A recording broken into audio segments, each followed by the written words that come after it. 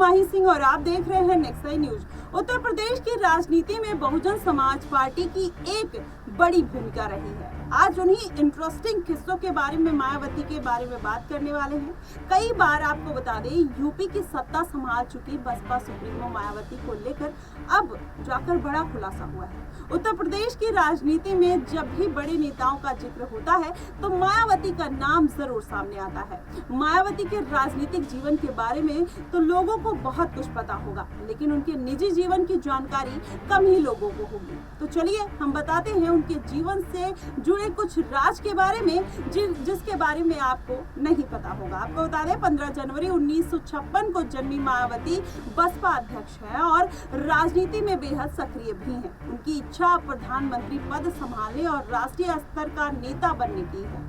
ऐसे में हालांकि कम ही लोगों को पता होगा कि मायावती तो राजनीति में आना ही नहीं चाहती थी। जी हाँ, वो तो आईएएस अधिकारी बनना चाहती थी। इसी वजह से दिल्ली में रहकर सिविल सर्विसेज की तैयारी करना चाहती थी। लेकिन हालांकि अगर देखा जाए तो काशीराम की वजह से वो राजनीति में आ गई और उनको 2001 को काशीराम जी ने अपना उत्तराधिकारी घोषित कर दिया।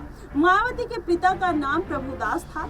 कम ही लोगों को पता होगा कि मायावती के पिता प्रभुदास उनके राजनीति में जाने के फैसले से बेहद नाराज थे।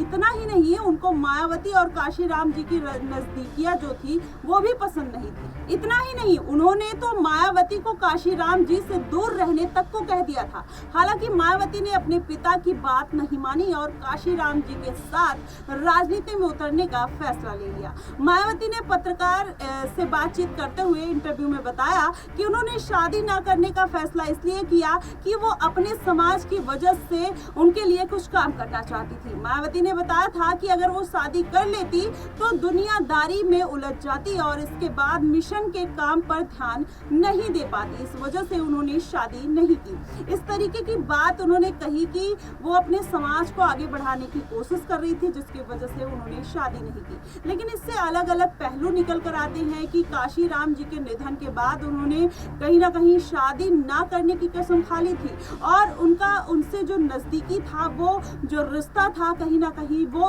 गलत तरीके से पोर्ट्रे किया जाता था। लेकिन अगर देखा जाए तो मायावती ने जो वजह बताई कि वो अपने समाज की सेवा करना चाहती थी, वो वजह कहीं ना कहीं ज्यादा वैलिड नजर आती है। फिलहाल आपको उनका ये फैक्ट कैसा लगा? वो किस तरीके से अपने समाज को उन्होंने एक तरीके से उनको मोटिवेशन दिया, उनको कहीं ना कहीं समाज के उन दलित वर्गों को एक स्थान दिलाया जिनको कहीं ना कहीं दरकिनार कर दिया जाता था और सरकारों की वजह से। क्योंकि 4 बार मुख्यमंत्री रही मायावती ने अपने समाज के लिए बहुत काम किए हैं, जिसमें SC/ST एक्ट लाकर मायावती ने एक इतिहास रच दिया था और ये साबित कर दिया था कि वाकई में उन्होंने इसलिए शादी नहीं की कि वो अपने समाज को आगे बढ़ाने का काम कर सकती थी। लेकिन अब ऐसे में अगर देखा जाए तो मायावती की पार्टी का जो जनाधार गिर रहा है, माना ही जा रहा है कि अगर फिर से मायावती वही अपने पुराने अवतार में नहीं आई तो जाहिर तौर पर भारतीय जनता पार्टी कहीं ना कहीं उनको गिराने का काम करेगी। आजाद समाज पार्टी उनको गिराने का काम करेगी और अखिलेश यादव भी उनकी पार्टी का अस्तित्व